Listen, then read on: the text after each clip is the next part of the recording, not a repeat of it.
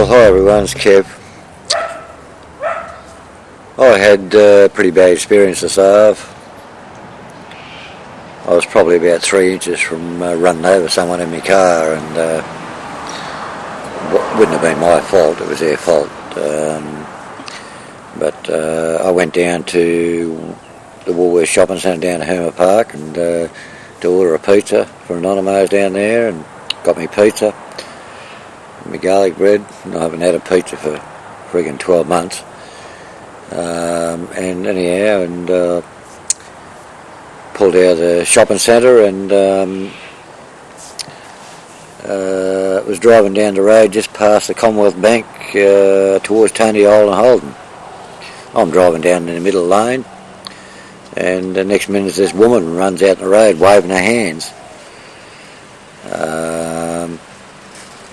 Now this woman was an Indigenous woman, but I don't care whether the woman's black or white.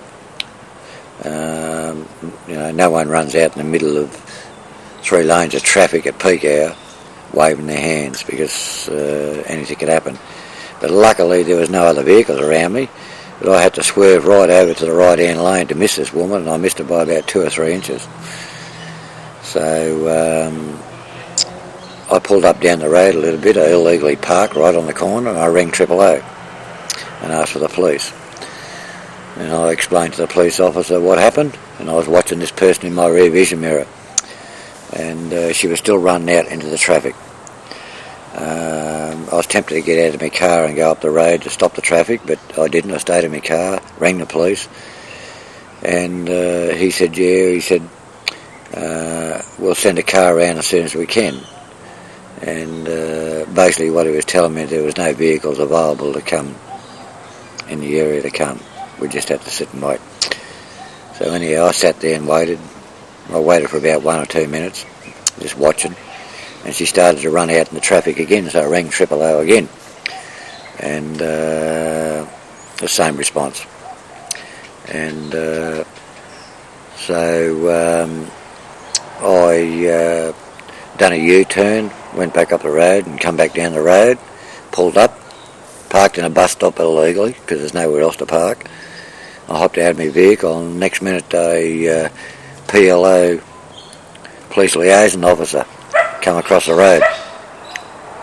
He was only a small skinny bloke.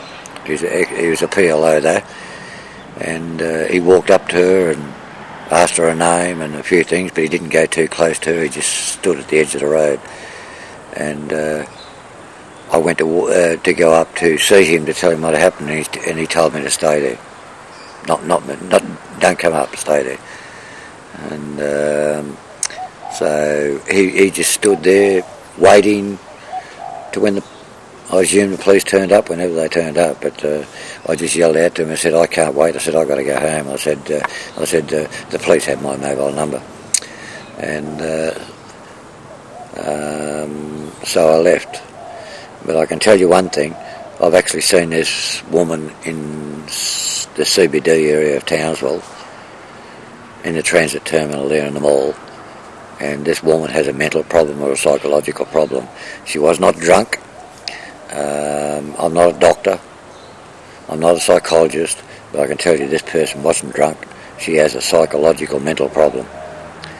And to leave this woman out onto the street, I can tell you now, you guys, if you don't do something about this woman, either she'll be dead and 6 foot under in a grave, or someone else is going to be dead because they're going to cause a big accident if she keeps doing this. So you guys in Townsville, I've got no power to do anything. All I can do is make a phone call. But you people in a position of power that can do something about this. And I'll tell you what, if you don't do it soon, it's going to be too late.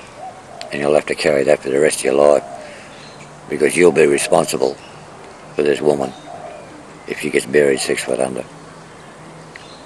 It's okay for you people to say everyone's got freedom and they can do whatever they want to do, but when someone's got a problem like that, there's places and systems there built to protect and take care of people like that.